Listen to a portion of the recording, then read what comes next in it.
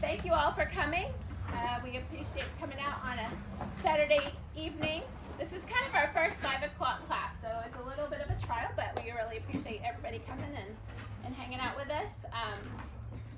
Just as far as White River Nursery goes, just watch our calendar for upcoming events. We've got Growing Figs coming up next in about 3 weeks. And I'm going to let Patty do the introductions because there's a lot of good experience up here and lots of knowledge to be shared. So, and y'all please don't be afraid to use the microphone. Okay, all right, thank y'all. Well, thank you for coming. Thank you to White River Nursery for hosting us. And we are Wild Ones, Eric and I. We are promoting the use of native plants. It provides food, shelter, and connectivity for wildlife.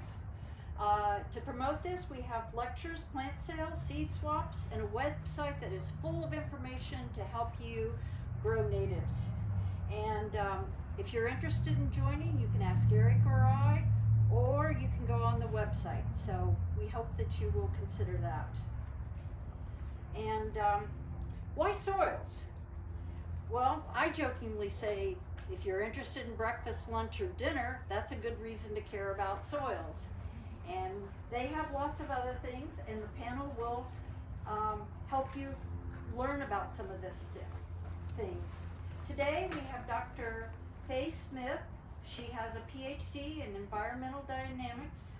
She focuses on soil dynamics, erosion control, and regenerative agriculture. She is passionate about making soil science practical.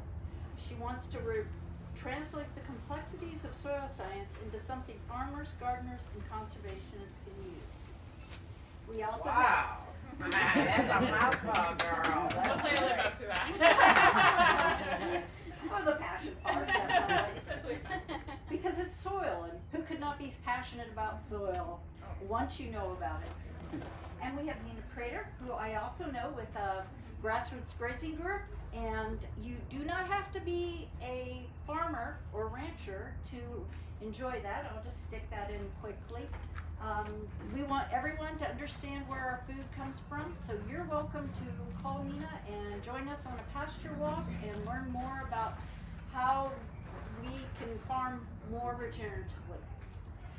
She is the Southeast Regional Coordinator and Sustainable Ag Specialist with the National Center for Appropriate Technology, which is also known as NCAT.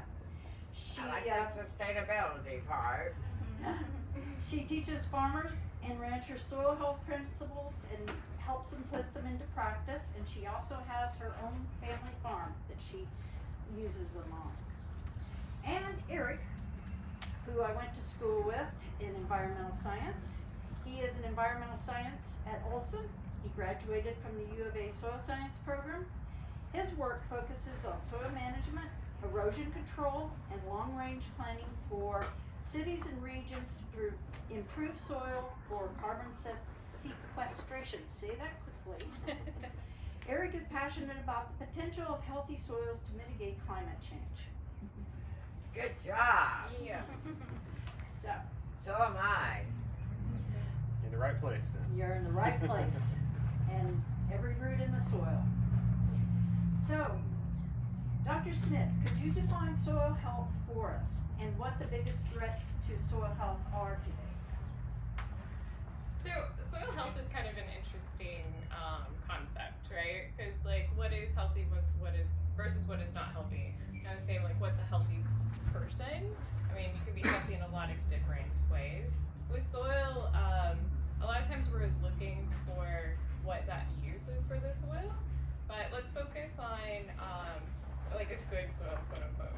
Let's focus on our ecosystems and like agricultural lands. We don't want to have erosion. We want to have good carbon concentrations in it. We want to have good aggregate stability. So essentially for the soil to stay together. Could you define aggregate? Because Yeah, sorry. it's great for us, but just in case. So, can you guys hear me without this? It's kind of awkward to. Okay, I have a teacher voice too, if you would like. So, an aggregate the soil and you dug up a handful and you kind of not mashed it, but just kind of let it fall apart. The pieces that are held tightly together to each other, more so than the rest of the soil, the ones that stay together like a clod, those are aggregates. And they're super cool because they allow for that carbon that's stored in the soil to essentially be protected by them. So you want that. There's a few different metrics that we can use for soil health, but I would say that those are kind of some of the most important. Hopefully that answers the question. Feel put on the spot like I'm doing my defense again. Eric, how does soil sequester carbon, and why is that important for mitigating climate change? Yeah, so there's, I'm going to use, I don't know, is this tied to the video at all? Should we know, or is it just the speakers?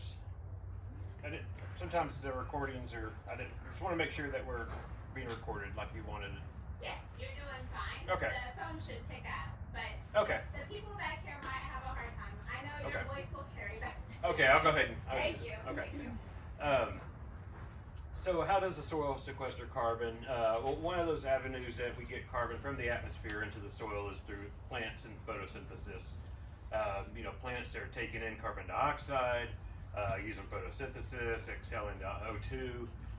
That goes into woody biomass, root growth, whatnot. Those roots might exude different compounds that contain carbon in them. It goes into the soil, feeds microorganisms and whatnot, enters that soil carbon cycle. The plant roots may die one day and then decompose and deposit that carbon into the soil. So you got different kinds of ecosystem landscape types, prairies that have those deep-rooted native perennial prairie vegetation, which is putting that carbon very deep into the soil profile.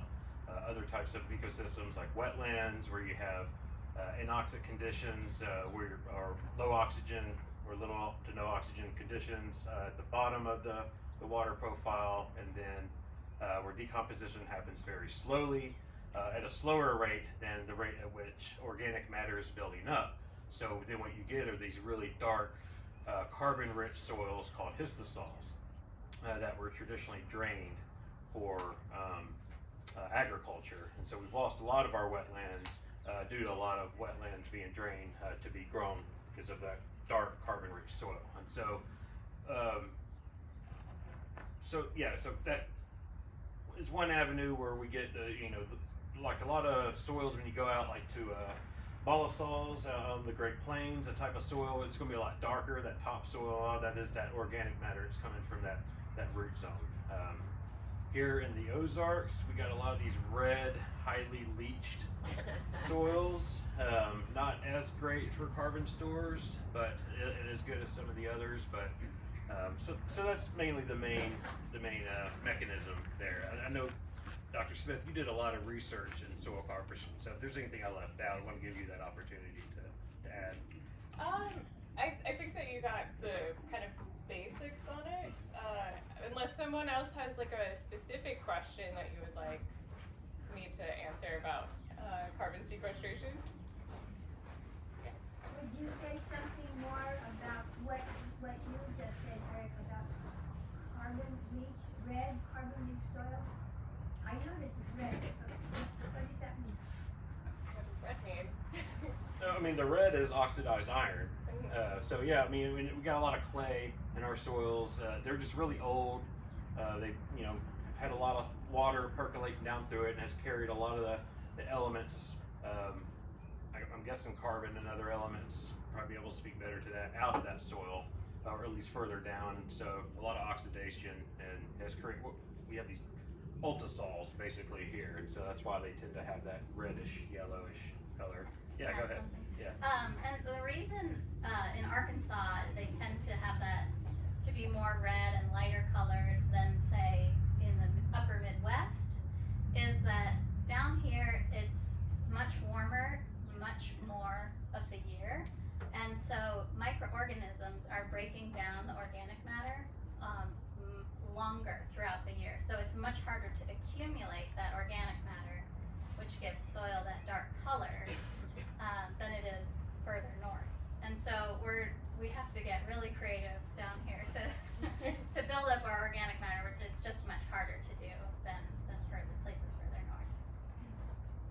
course, we are in a better place than if we were in the tropics where they had even more heat with no winter break and more humidity than even we have. So And does that cause for more breakdown? Yeah, I mean, it can also be a cause for an increase in carbon going into the system as well, as long as that soil is protected. So, for instance, near to the equator, it's super hot. If you have a forest ecosystem that's protecting those soils and you don't have increased soil erosion, you can build up organic carbon into your soil. You get really rich, healthy soils.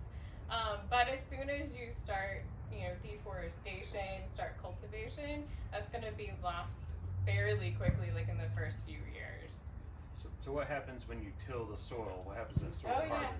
yeah. Okay, that was your question. Okay. Well, she had a question. Oh, Our native plants, do they do better if we put them in unamended soil? From Missouri, we always said, don't amend your soil, it'll cause it to flop and, get, anyway, so here, do we wanna do compost and mulch as we plant natives?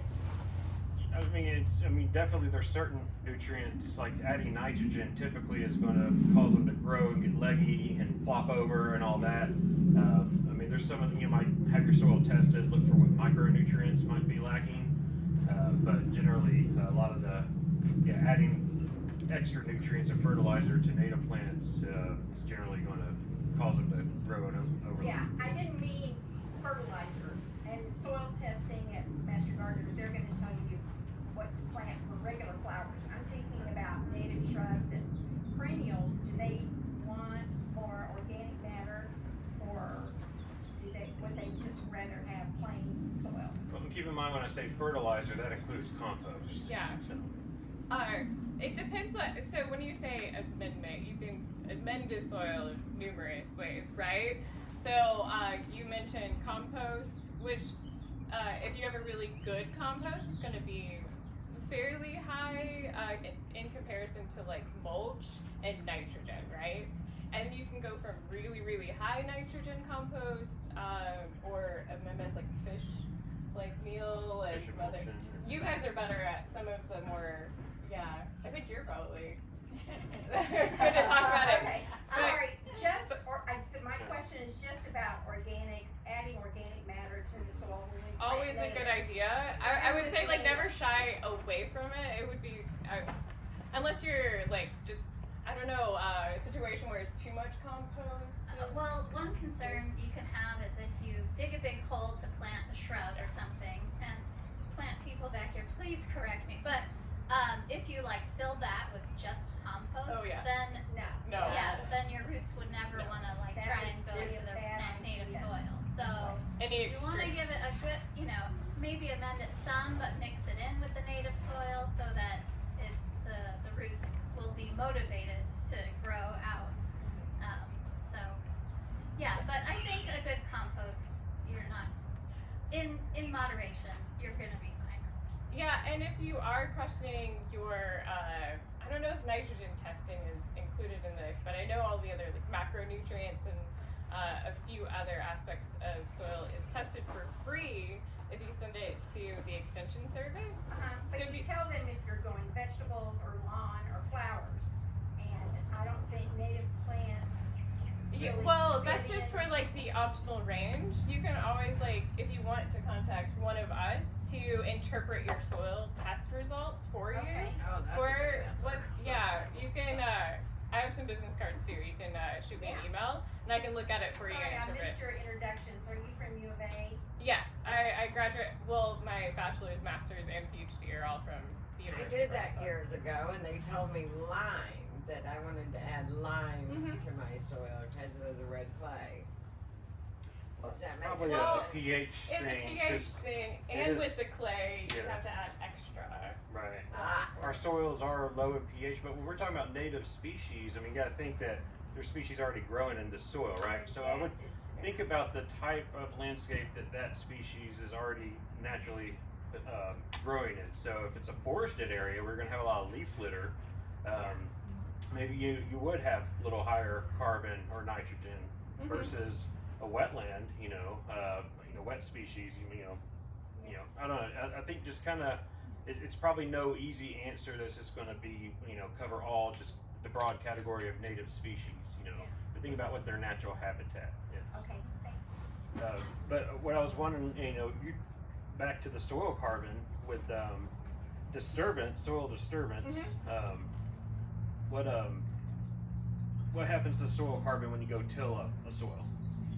Okay, so remember the aggregates, right?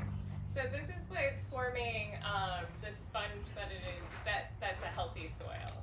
So you have all of this organic material that's helping to hold those aggregates together. Those aggregates are essentially like this really cool storage system for both carbon and for all of the nutrients that you need to grow as well. The cool part about it is that some of the stuff on the surface is more accessible, some of the stuff kind of you go layer by layer, a little bit less so. There's both chemical and physical protections. But then you have all of your mycelium, which is your fungi, growing all through it, transporting those nutrients out. Fungi need air and water, just like us. These aggregates are structured in a way that allows that air and that water to go in. So now that we know the importance of aggregates, what happens if you go through and destroy, or like till, it's like a tornado going through all of your nice little storage warehouses, right? So now all of your stuff is all over the place. It's easy, it's accessible, it will burn off, and you're also going to lose that like nice structure, the carbon will burn off. All of those like cool things that you've had stored in that like we're slowly kind of going out and moving through the system, all of your, what we see is when we till soil is all of the microbes go a little crazy for a second. So, and they respire, so they take in that carbon and then they respire it out. You do that over and over again. You lose the food source, that means you're also losing your microbial communities as well. You very much are harming, this is very clear, for fungi, especially AMF fungi. It's one of the really, fungi. the really good fungi that help your plants grow. And also, it increases your chances of erosion as well, because all of that structure is now pieced apart. If there is a rainstorm, all of that is going to just flood away, right? So the trick is, yes, you need to disturb it if you're going to grow something or plant something, but minimal disturbance is key for that. Can I add something? Yeah, for sure. The Botanical Gardens will be having their plant sale on the 26th of April, and the Master Naturalist will be there, and that's your best resource for the native plants and where best to plant them and how best to plant them. I'll just throw in Compton Gardens is having their native plant sale, and they're excellent also. They're a further drive. Not that much further. It is But for really, me. I think the quality of plants is outstanding. Well, I think the Master Naturalist will be I there think we too. both do a good Yes. job, since think, I yeah. help grow the plants at the Master Naturalist. I'm going to say that Rose and everyone does an excellent Yes. job, Yes. and I have also bought plants at Compton Garden, and they were beautiful.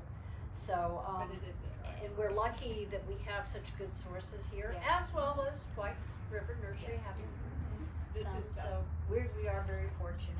And so the point I take away from this is no till. No-till, like when possible. I mean, Yeah. sometimes with You gotta dig a hole. amendments, you want to mix it in, right? Right, I was gonna say minimum till. I mean, you can no-till if that's, like, there's a lot of people that are really pushing the boundaries on no-till organic and things like that. But as long as you account for the organic matter loss when you till, like by adding more compost, then it can be okay. Okay. Yeah. Some people use tillage to incorporate cover crops. And as a in that oh. case, it's you're benefiting your soil because you're working in the cover crops and terminating them. So I wouldn't say, I'm not a purist. I'm not a no-till purist. For a practical thing, they have broad forks for home gardeners. What it does is it loosens it up so soil does get compacted, and we have a lot of compacted soil. And if you use a broad fork, it will pull it up and keep the layers of the soil in place and allow things to get air. So I love my broad fork. I don't take it in the house and eat with it, but it has been a wonderful thing. Nina, can you explain the relationship between soil health and food security? Oh, Make it, less than 3 Do we need a PowerPoint presentation? 3 or Yes. 4 hours. Well, we've done a centuries-long experiment on how to manage soil well and how to not manage soil well. So, soil, as we've talked about, can be either healthy or unhealthy. And I like to think of soil as above, so below. So if the soil is healthy, the plants will be healthy. If the plants are healthy, the soil is likely healthy. And we can't grow thriving crops or healthy livestock if our soil isn't healthy. And we need to be able to do it year after year after year after year for generations and generations. So we have to continually care for our soil every year. Just do something to make your soil healthier than it was before every year. So, what about how, if I make my soil healthy, can you speak to, does that increase like my resilience? Like if there's like that, climate issues or, Yes. like droughts or. So we've all probably seen around here increased severe weather events and Yeah.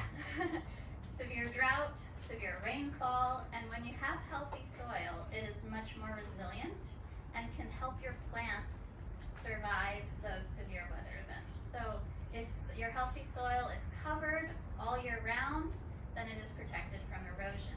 If it's got that nice aggregate stability that Faye was talking about, then it's going to be able to have a higher infiltration rate. So that's when it rains, how much of the water is going into the soil versus running off. And so if you absorb all that rain and then hold it in your soil, you're going to be able to survive through the drought periods better and need to irrigate less or water less to get you through it. So soil health is absolutely critical for food security for, for the future of our sort of species. So yeah. Did you I mean, you mentioned the extreme weather events and how soil helps with that. I mean, the more infiltration of stormwater we're getting into the soil, the less runoff you're getting. So these flash flood events from these heavy rain events, that helps mitigate and reduce impact. And then when you get these flash floods, that's going to also increase erosion downstream as well. So it's really holistic in the benefits they That get. 10 inches of rain we got a while back, I had erosion after that. Right. So when it all falls at once, the soil, it's not able to always absorb every bit of that. If you have like a slow, steady rain, depending on how saturated the soil already is, it might be able to absorb more. But it's just a lot of important stuff, not just for food, but just for ecosystem services that nature provides for people that live in cities or in the rural areas. One thing I failed to mention when I was first asked the question, I think I was getting situated up here too. This is dumb of me, you should take my degree away. Not to mention biodiversity as being a super important part of soil health as well. Yeah. Which is my next question, so I'll just go ahead and keep going. Just keep on going. So there's the 1 teaspoon of soil, kind of like quip that a whole bunch of us have in our back pocket. And 1 teaspoon of soil has thousands of different species. So these are different species of fungi, bacteria, and protists. You can also have what's called macrofauna, or like the bugs and earthworms and all those things in your soil as well. But in that teaspoon of soil, about sometimes thousands of different species. And then if you look even closer and you count out each individual, it's going to be in the billions. So that's in like a tiny area, right? Huge amount of biodiversity. So this is also the reason why Nature put out this like article that was saying declaring soils the most biodiverse ecosystem on our planet. So, and this is also not just for like food security, but for health as well. We get a lot of our pharmaceutical components from these microorganisms. So 3 and 4 of the antibiotics that are used in clinical trials are from soil microbacteria. So, or soil bacteria. So if it weren't for us, soil nerds digging in the dirt, and running studies in our labs and being like, that looks weird, then we wouldn't have all of those things. And there's so many more. We only really know about 1% of them well. Wow. They're fickle. Like if you try and take them out of their environment and try and grow them in the lab, they don't like it. It would be like taking you, putting it in the middle of the ocean and being like, okay, now I'm gonna study you. So we can see that they're there using DNA and RNA sequencing. We can kind of see what they're doing, but we're still figuring it out. We're still exploring like the deep ocean as well. The DNA of the soil? Yeah. Wow. So you can take that teaspoon of soil and then you can actually wash out all of the bugs onto a solution, extract the DNA from that, sequence it, and then look at all of the that's what I did for my dissertation. Look at all of it, all of the different, and what we call them is like unit, or trying to think of how to say this. They're essentially like little barcodes that we can tell all of the different species. But we still don't really know what all of them do all the time. So it's cool, but also on a farming and food security level, the microbiota also protect your crops and add resilience to your crops as well. So kind of like you with your stomach fauna, you have bacteria and a whole bunch of critters that help you break down your food. Same thing with soil. But you know if you take a whole bunch of antibiotics or whatever and one bug gets kind of bad, same type of thing happens to the soil. So you want to keep that really like healthy soil with a high biodiversity in order to make sure your plants have friends, you know, some like fungi helping them out. When we think about like, you know, how biodiversity and the above ground ecosystem is important, because when you have, you know, each different species, you might have specialists, generalists, you know, and then when some of those specialists might get wiped out, if you don't have others that are willing to jump in and fill that niche in the ecosystem, then, you know, the whole system could start to fall apart, say. So the more biodiverse an ecosystem is, whether it's in the soil or above ground at the macro level, the more likely you're going to have other species that are able to fill the niches of one species that might get reduced until that species can build its numbers back up. And so this is where health of soil ecosystem is also important, or based on biodiversity or related to it. That was good. Do we Are want you to taking questions now or wait? I say go ahead. Yeah. Yeah. So can you address how the nutritional value of vegetables especially decrease as the soil's quality decreases? Don't you get more nutritional value from vegetables that are grown in really good soil? That's kind of like, I know that it's not as big as I think. As they think it is? Well, not as they think it is. I think it's very. I don't know if the science on that is It's not written. is Not there. established? Right. Mhm. And I hear a lot of organic farmers claiming it is, and then a lot of conventional farmers claiming there is no difference. And I don't know where the science is. There is an interesting group that's trying to determine this. It's called the Bionutrient Food Association. So that you might Google them, and they're trying to study like is it more like nutritional? nutrient dense is Yeah. the big buzzword. What I go by is taste. If it's like the produce I buy at the farmer's market is so much tastier, and I feel like that's like that's like the lizard brain part of ours. Like we gotta Yeah. trust that. Like if it's super flavorful and it's gotta, I don't know. I just think that's kind of how we're designed. Just to, like really like the flavor So that's what I go with. I know it's not very scientific, but Sometimes that works. yeah. Well, I think a lot of times that's also because of the shipping requirements. Yeah. And so when you grow stuff around here, you can grow like different varieties that don't do well to ship. Like they bruise easily and they get too soft before.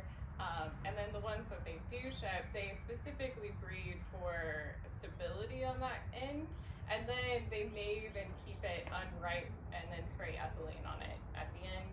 And then that process doesn't lead to some of the more kind of nuanced flavors that develop whenever it's still on the vine or tree or plant or whatever.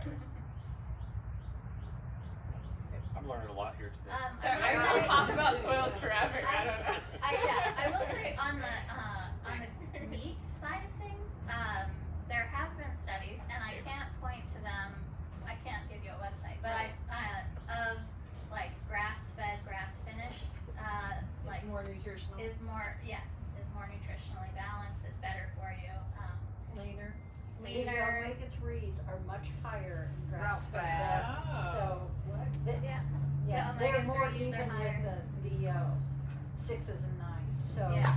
that's Is that why on you any like livestock or just beef? Sheep, I taste the lamb, difference. goat. I was raised in Winslow on cows that ate grass, and I go to Walmart when I grew up and got married and bought that food, and I was like, what is wrong? Yeah. And It's a taste thing. Yeah. you can Yeah. taste it. You taste it. Taste Well, it. And eggs, I don't know if you Well, guys fried Eggs you orange. can really but taste, yeah. Yeah, and Eggs you can really taste. I would say any food that you can think about while you're eating it and say like, hey, I'm reducing the amount of carbon going into the atmosphere, I'm reducing erosion, improving water quality, increasing biodiverse spaces for us to explore. That makes the food taste really good. Yeah, Yeah. super tasty. food forest for all. Yes. There you go. So, Eric, what policies would you like to implement in Northwest Arkansas to improve carbon sequestration and protect soil carbon stocks? Well, one of the things that comes to mind when we think of carbon stocks, how many of you are familiar with prairie mounds or prairie pimples? I mean, these are, signs of where these historic prairies used to be. Yeah, so I mean, there's different terms for them. I mean, Mima mounds, Nebka mounds, so, Yeah. Like that. That's my favorite now. but, so these are, are areas that have not, I mean, they used to cover a large swath of Northwest Arkansas, going all the way down to Western Arkansas, Eastern Oklahoma, Northeast Texas, or Northeast Texas, Northwest Louisiana. You see them all the way down there.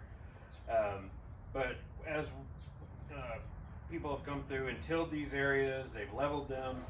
So these place where they still exist, like if you got to Woolsey Wet Prairie, West Side Prairie, that's a place here in Fayetteville where they're still around.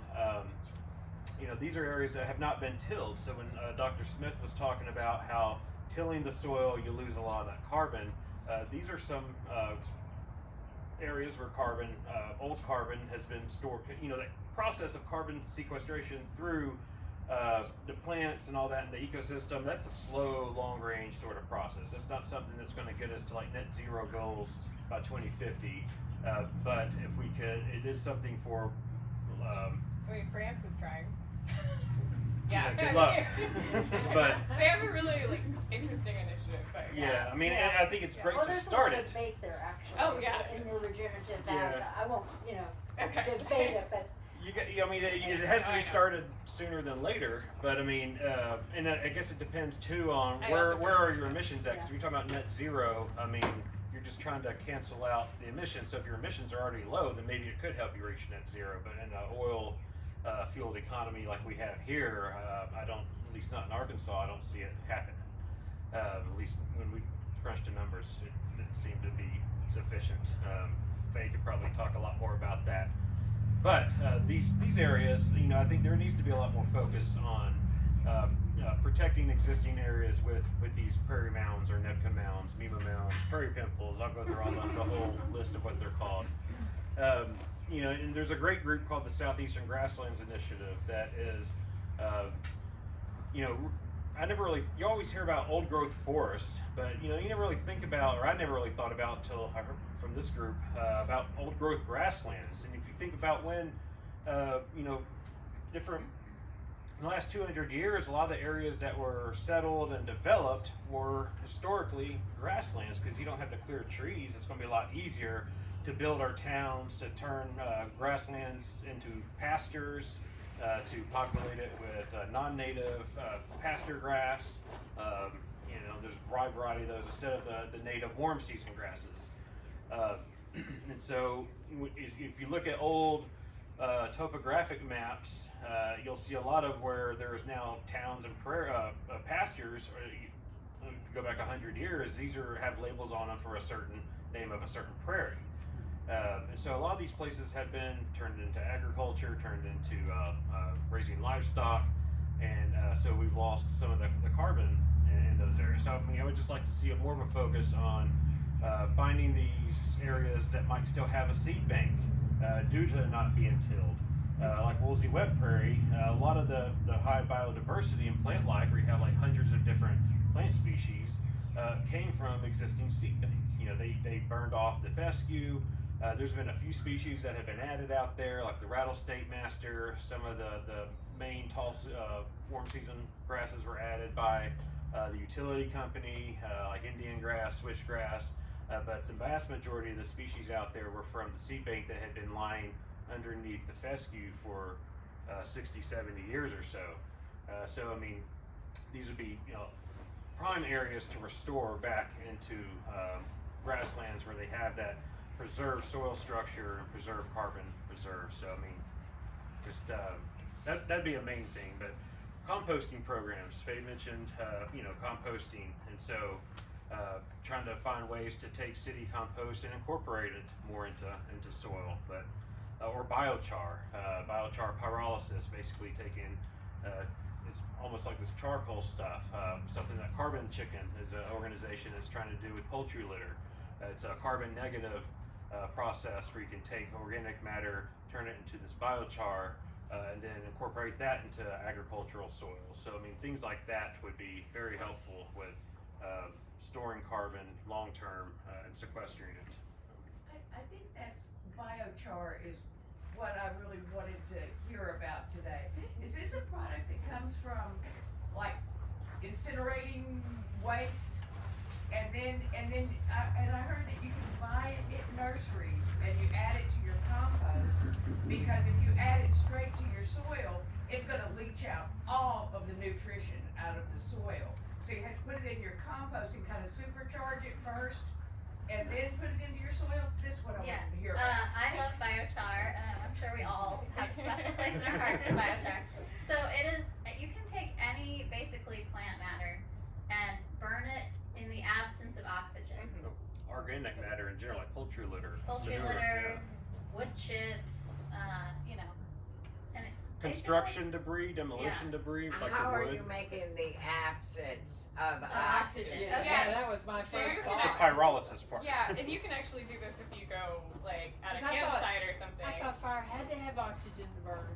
Well, see, that's the trick. You have to get it like at temperature for combustion, but and keep it at that essentially, right? Like if I'm just like you guys are more biochar people, right? well, here's It's one. very shallow knowledge of the Yeah, process very itself. shallow. This is a great question for YouTube. There are Yeah. lots of YouTube videos Yeah. on how to make biochar. You can do it very small scale. One experiment I did at home just because I wanted to try it was we have a wood stove that we heat our house with, and it's really big. And we filled a paint can, an unused paint can, with twigs, and then poked a few holes in the lid with nailed a few holes in the lid, put it in the wood stove, and then built a fire next to it. And the next morning, it was biochar in the paint can. And you can even So do this. fast. But you can do it at many different scales. People do it at 55 gallon Well, that was an drums. interesting little telltale, because Yeah. I would have never guessed you could do something like that. What, do they sell it at the nurseries? Yeah, you can just buy biochar if you don't want to make it yourself. And then yes, It's much safer in this it's burn. very Yeah. high carbon. So if you add it without, like you were saying, mixing it with compost, which has nitrogen, then it can rob your soil of nitrogen. So what's the ratio that you want?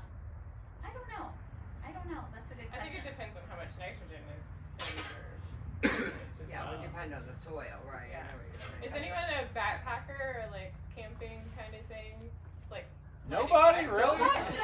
I would have thought this group. We have a camping. Mind blown. Does anyone camp? Go camping. Yeah, go camping. Yeah. Okay. So if you do that on a really small scale, if you have a little tin can, like you can do this like with like a soup can or something, or a small tin can. Altoids can works. Put a little bit of like little sticks and twigs or some like bark or whatever in there. You can do that. Yeah. Also, a denim's really Denim? Yeah. So if you do that like at your campfire or like whatever before, or maybe you do this before you go camping, it's a really good starter. So you just take your flint and then it just immediately catches flame. Also, if you're storing biochar, remember that as well. Don't have to explain. Yeah.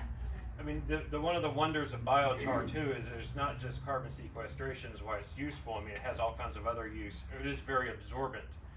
So they looked at using it as insulation material in walls because of that absorbent ability. Is like a sustainable building material. If it's added to a certain ratio to cement, it actually makes the cement stronger. And so in that carbon is can be sequestered in cement or concrete structures. Tell them CEC, like why it does that. Go ahead, go into the deep science. You want me to talk science? Okay. So the reason why it does that is essentially it has what we call a high CEC, so cation exchange capacity. So does everyone know what an ion is? So an atom that's charged, right? So these are all of your nutrients as well. These are the nutrients that your plants need. And a whole slew of other, ions are floating around in the soil. But if your particles, so like biochar, organic matter, or clay, has a whole bunch of these different little sites. If you looked at the molecule, it has all of these like docking stations, if you will, for all of these different nutrients. And what happens is maybe the pH slightly fluctuates. Things are always changing in the soil. Some of those will be released and some of them will be taken up, depending on pH, temperature, and some other factors, like salinity in the soil. And so if you increase your CEC, what you're doing is you're increasing that storage of all of your, not just carbon, but all of your nutrients as well. Does that make sense? Yeah. Okay. And so other uses also for biochar, because I really want to pitch biochar, include water quality. It is very absorbent, but also there could be microbes that live in there. So they've looked at filling these these long sock sort of things with biochar, putting it in streams and whatnot, and it helps filter water and improve the water quality that's coming through it, capturing contaminants, nutrients, and whatnot. So like a carbon filter. Exactly. Which takes care of the nitrogen and fills in things. And there's research on using it in poultry houses to reduce moisture, humidity, bacterial growth, improve the health of chickens, using it in the bedding. So, all kinds of use as a circular economy. If you think about how much construction and demolition might be happening in a place like Northwest Arkansas, you get that construction waste of wood that's not being used or the scrap, that could be sent to a biochar pyrolysis facility, turned into biochar. There's all kinds of other uses in the region that we can keep it here, reducing the carbon footprint associated with distributing it as well. What was the name of the facility? A biochar pyrolysis facility, just something that does Pyrolysis pyrolysis. is Pyro. Like pyromaniac. Yeah, pyrotech. Is activated charcoal and biochar the same thing? I'm fuzzy on that. I've heard both, No, yes and no, so I don't know. think they're quite the same thing, but I wouldn't swear to it. Yeah. Biochar, because it's like almost like putting it into an oven instead of frying it, essentially. Like it's more like cooked down, is what my understanding. So charcoal is more oil? But it just like you can have bits of it that's like undone. Okay. So it'd be like medium rare steak. Okay. Isn't that something? It's like taking it through the whole cycle. And like the commercial like charcoal is a little bit better because it's like they pack it together in this like a puck or something. But I don't know. It's light. Am I correct when it's biochar? Yeah, it's very it's light. actually a light Yeah. powder. It So feels it'd be that like way. taking you and just getting all of your carbon, just your carbon atoms essentially, and just putting it there as a scaffold. That's the reason why. All of the rest of the stuff left the building. Yeah. So if you were gonna do, a meadow, it's been prepared all winter, and there's gonna be probably 150 plugs or quart size of native perennials. And I've already got the idea that we need to at least have put some compost down, before we plant, but not disturb the soil, just in each plot. Do you think biochar mixed with that is a good idea? And any idea the ratio? From what I gather, you do not need a lot of biochar to get the benefit. Yeah, I think a little biochar kind of goes a long way. I wouldn't go more than 10% of your Okay. compost to biochar. That is kind of a wild guess, but that's like my instinct. Is I don't think go there's resources higher. out there on. Yeah, but I think it would be, beneficial in like a meadow. I'm just thinking of like, so one principle I like to think of when I'm thinking about soil health is biomimicry. So mimicking what happens in nature, and if you're trying to recreate a native prairie or whatever meadow, fire was a traditional tool used to keep it in a meadow. They won't let me burn it. Well, you Well, can this is where the mimic mimicry that. comes in. with a little bit of biochar. And I was gonna add mycorrhizal fungi. Is that a good, Mike, is that a good idea? I've done that with native trees and had really good luck. Well, with trees, it's very particular. I guess with native plants, it might be a little different, but Was it like, is it 70% of plants rely on the I'm mycorrhizal or 70 to 80%. yeah, 70 to 80? It's not all of them, but most of them have that relationship with fungi. Yeah, that's true. It's just I don't know the efficacy of the products that are being sold on the market right now. It's kind of like probiotics. So I'd be at least somewhat skeptical when it comes to adding these like inoculates or some of them might be okay if it's like very specific to like the tree species or something like that. Maybe. I'm not an expert in that field, but what I do know from the literature is that a lot of these kind of like probiotic amendments, if you will, to agricultural soils we haven't really seen an increase in biodiversity. This isn't Or- agricultural soil, this is just regular. Well, I'm just saying like so we can look at like all of the science has been done in like agricultural soil and still implement it in a smaller sector, or translate that back to like your backyard, or even in native spaces as well. So what it appears to be, and like agricultural soil would benefit from an increase in biodiversity, right? Like we know a lot of these soils are degraded, so it would be helpful to increase that. And we're not seeing it even on that level when we add it. There really hasn't been any compelling evidence, and some of these products are expensive. So I would say if you want, you can contact me for like if you have a question about Well, if I'll a do that particular. soil test. Will that tell the level of organic matter in the soil? You will. I don't think that they do organic matter. They will charge you an additional fee If you want, if you wanna have that. It's not extravagant, I think it's, I forget what I paid, It's like it was. $8 Yeah, a there's a- sample, and I think it's really important to do that. Yeah. But it won't tell you what kind of organic life you have there. It'll just give you a percent. If it has organic matter, there's gonna be a lot of leaf litter. Should we assume that there's healthy? well, soil I would say too organisms? with the fungi is that if you plant it, they will come. So remember we were talking about that crazy amount of number of species in that single teaspoon of soils. Most of the time, those, especially if you're talking about native plants, those are around in the soil. They might not be doing that well because their buddies or the symbiotic partnerships that they usually rely on are not there. So if you're planting that specific species, that fungi, they've been here together, they've made this like, hey man, I'll give you some sugar if you give me some nutrients kind of deal. if you plant that, then you're gonna start increasing the number of that particular fungal species in your soil. Does that make sense? Like if you plant it, Do they will come. the master naturalists use a special kind of starter, seed starter when they're growing for the sales? Actually, Rose does get something that has a little bit of fungi in it. She swears by it. I don't know if we've done any scientific tests to prove it. I will say, like on seed coating, there's definitely been some, especially with our like our legumes that what am I almost said nitrifiers. Sorry, my brain. Nitrogen fixers. Yeah, nitrogen fixers. My brain went into 5 different. So they fix nitrogen, right? There's inoculates that can help with that. Like I said, very specific though. Like.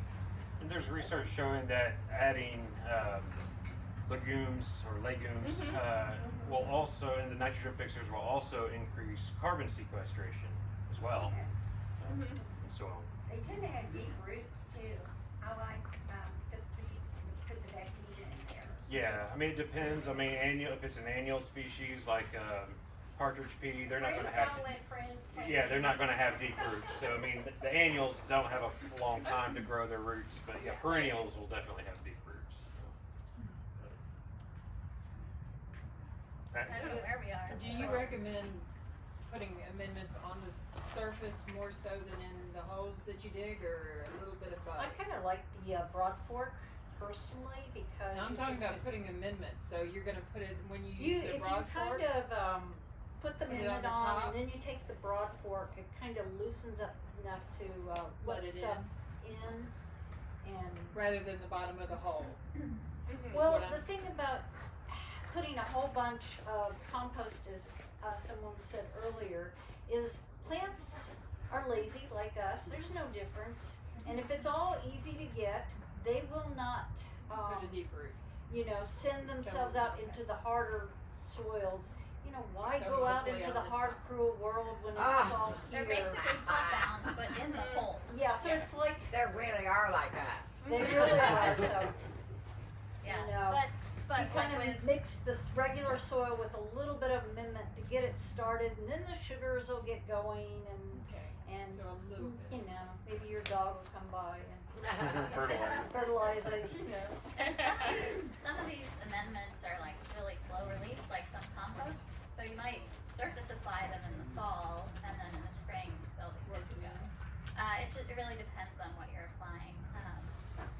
But yeah. I don't know if I could encourage people to do this and the ethics of it, but I know of some people who go out into the forest and take a small amount of soil and then they make a compost tea, which hopefully will have their bacteria and fungi in it, and then they dump it. And But if that sounds really difficult though, kind of like with the woolsey black prairie, if you plant it or if you allow those plants to thrive, those microbes will come back as well. Whenever I Yeah. was looking at one part of the woolsey prairie versus another, one that had been tilled and then restored afterwards, and then the other part that had been left alone and then went through a little bit kind of additional help with restoration, but it was not tilled.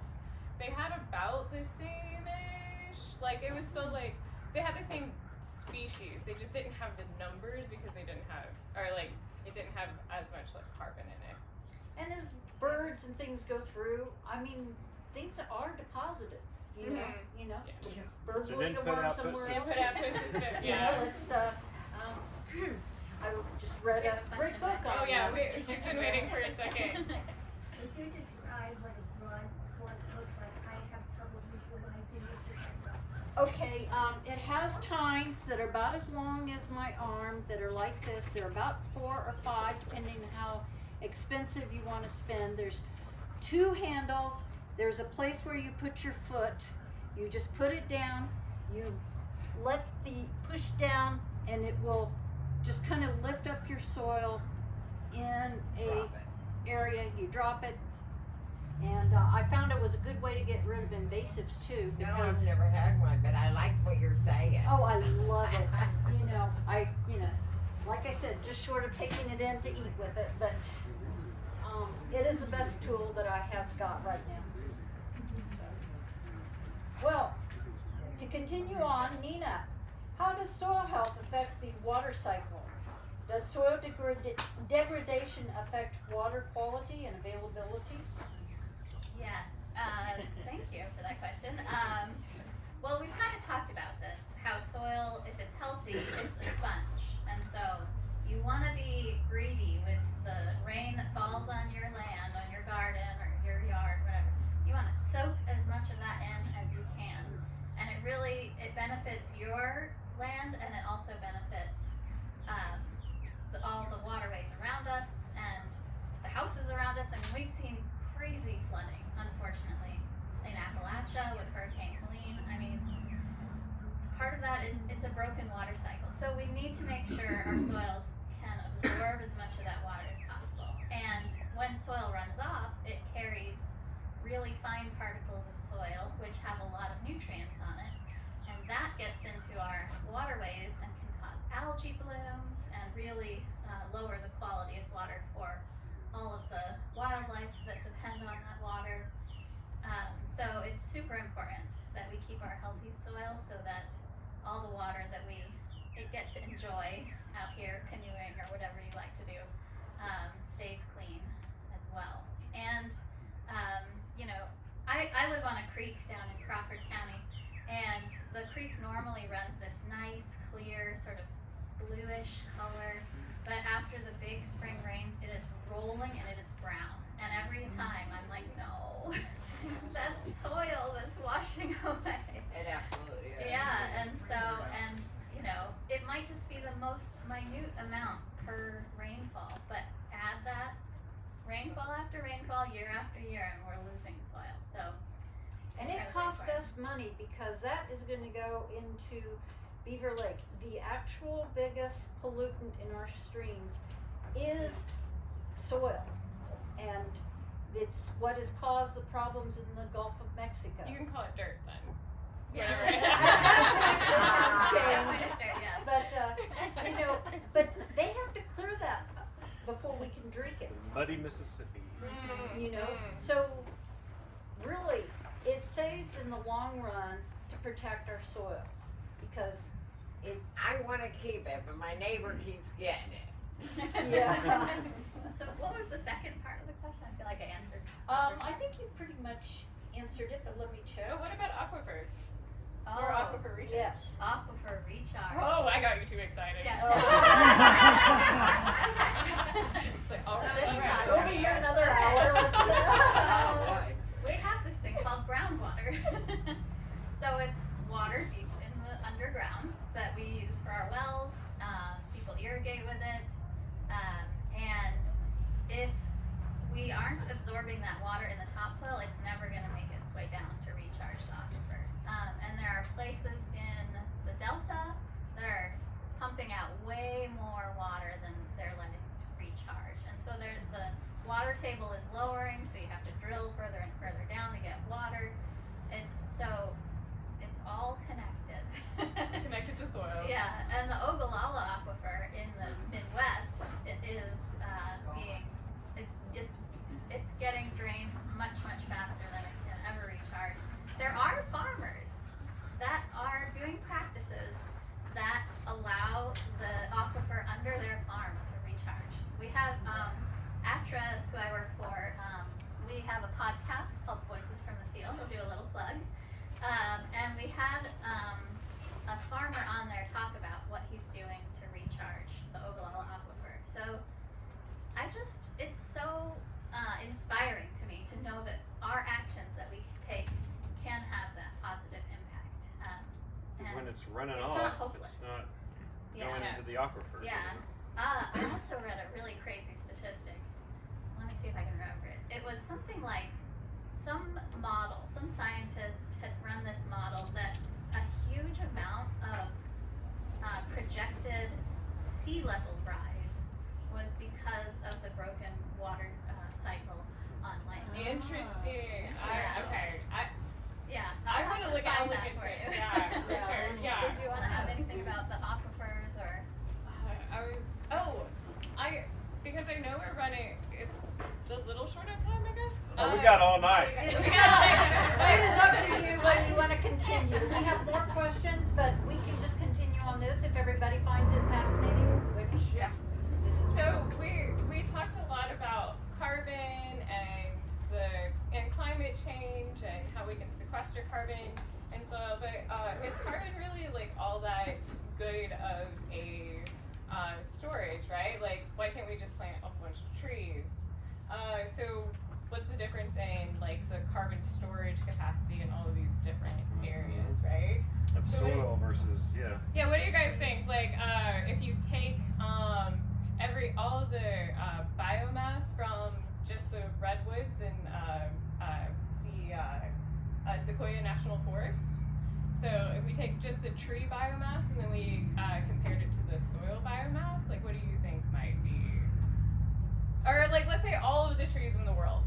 Let's take the biomass or the carbon that's in all of the trees in the world, and then we compare it to the carbon that's in all of the soil. Oh, in the world. soil has to be Soil is great. So much more. Yeah, because I mean, think about where you have peat. Yeah. I mean, that is That's- pure that- carbon, you know, and It's that's pretty the good soil. stuff. Yeah. Yeah. And It's also the permafrost. permafrost as well, which is wetlands, tricky, yeah. prairies, yeah. Really, the tundra, the wetlands, and the prairies are the three biomes that store the most amount of soil carbon. But forests can only grow so big, and then the trees die. Trees can only store so much too. So if you take all of the trees and animals and counted up all of their carbon atoms, and then you took the atmosphere, counted up all the carbon atoms, and then you took the soil, you'd find that soil contains 3 times as much carbon that is in the atmosphere, and then about 5 times or more carbon that's in plants and animals. So it's a huge facility that we can store. And then if you look at our agricultural practices, which is really like a very intense way that we're interacting with our lands, they have lost about half or so amount of carbon that they could potentially store. Sometimes a little bit more, right, in certain areas. Especially if they were wetlands that were drained for That's agriculture. very true, yes. So that's just like a general kind of idea and estimate. So if we could increase the amount of carbon going into these soils, it's not going to solve climate change. Climate change is a multi-pronged problem, right? But it could give us time and give us benefits while we figure out some other stuff to do. I think they, I can't remember if it's the International Panel on Climate Change, I think it was, that IPCC. estimated that it could account for, I need to look this up, so Google me before you go repeat this, but something like 20% of the sequestration to reach net zero by 2050. I think, like, from what we know, and like this is another thing too. I looked up the amount of soil scientists, and this is including soil and plant science, because I was looking at the Bureau of Land Statistics just to see, like, all right, how many of us are there? 6. They're very high concentrated right here. But so this is plant and soil scientists, and this includes different areas within that. There's about 15,000 of us in the United States. And so if you just take the soil scientists, because we are the scientists that get picked on by everyone, it's not like we're so dirt. Yeah. The plant scientists are like cooler. But if you take that, there's very few of us working on, okay, how can we store carbon in our soils? And for that, we need to know more about the soils.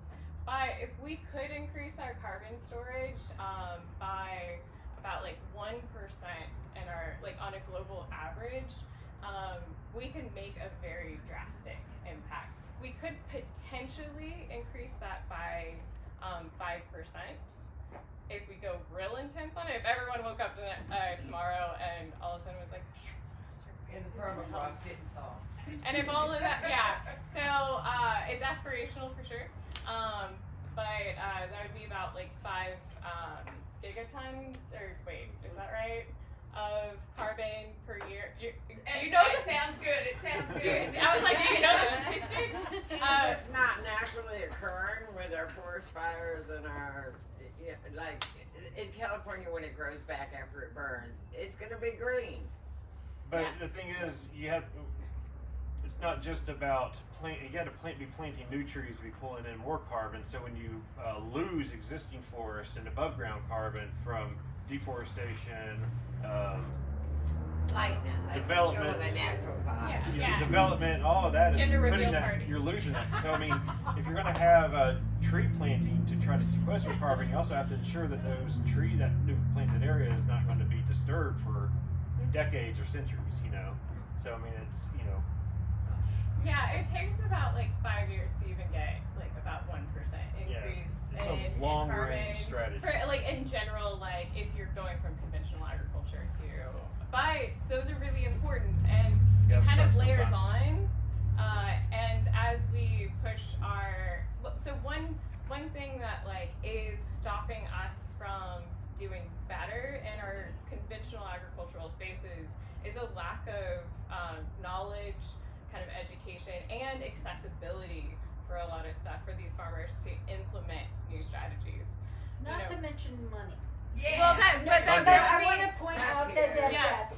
that's what I was that a lot of farmers are sort of, most of their information comes from companies, not from Yeah, extension, Scientists. not from science, not from anybody even though else. we've been here. It's I could say things, but they wouldn't be very polite, and this is supposed to be a polite Wait, audience. to me? No, not you, but how our Monocultures. how our farming system How is the set up. research is funded. It is very, very broken, and I really do believe that we, by what we choose to eat, can make more of a difference than Monsanto. Well, and your Um, taxpayer money goes to extension services. Those And services some also of those guys are great. I don't want to put them down. and we have worked, and I have been in groups that have worked with large scale farmers, like conventional farmers, and help them implement like new sustainable management practices while they let us on their field to like study like how this is going. But we do that through stuff like federal funded grants, through like state and local level I hope they initiatives. keep going for you. And like, so if you do want to support this, I would say like talk to each other, tell each other about how cool soil is, but you can talk to like your local representatives and your state and kind of national level kind of policy making, and support those that say stuff like sustainable, no-till, cover crop, that kind And of we're thing. having a hard time finding those words in our Yeah, I know. I know, but if they hear from you, that they're more likely. If you go and you choose grass-fed beef, you are making a difference. Mm-hmm. Vote with your dollar. Yeah. You vote with your dollars, and farmers listen when they can make money. And the sad thing is, farmers are not making money. No. Well, I think they're And still they're using losing their glyphosate, so I mean, they gotta stop first before they can get a good biodiversity going on in their world if they're killing it every day. I mean, that's how I feel about it. It is classified as an antibiotic. I don't care, it doesn't feel Well, friendly. Yeah, that's it. a lot of times too, it's that like you would implement these things if you knew how to do it, if you were a farmer, if you knew really how to do it, and you weren't being misled by some other things. It's like a get rich quick kind of scheme. Add all of these nutrients, add all of this like kind of fancy machinery that is specific for like this type of farming practice, instead of some of these kind of more alternative agricultural practices. It can be really expensive and frightening if all of your income is coming from that and you switch over to a new system. I know farmers who, in other parts, they could be handling hundreds of thousands of dollars with all that they spend and take in, but by the time that they are have what they have, if they have $40,000 or $50,000 left after that for their families, they could be lucky. There's a lot of problems with farming, and Most of them are going Nina to could red tell now. more than I can. Nina's solving all of them. Yeah. I tried. It's a tough, One tough thing, one.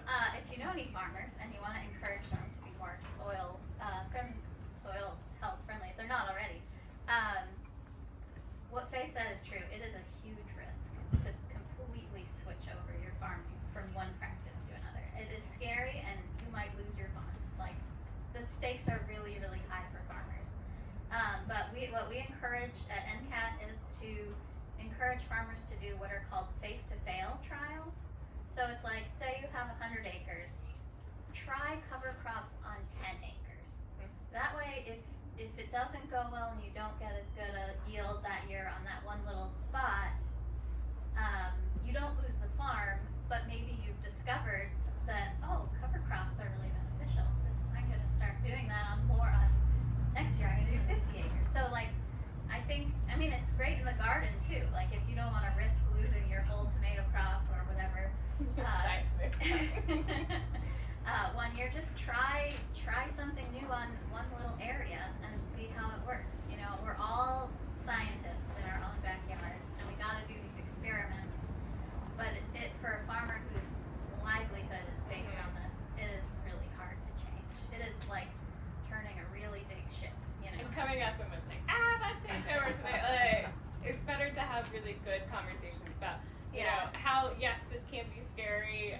Also, there are, in the last like 5 years, several studies that have been coming out that you do reach that like net profit that you had before, and then it can be increased as you move on in the future. You might have like a little bit while you're kind of uncertainty while you're figuring out things, and your yields might be a little lower. But the good part is you're not going to be adding all of those kind of like fast acting amendments, which is going to lower the cost, right? So you're not having to supplement as much. So it's a little bit of a give and take and getting used to those new numbers.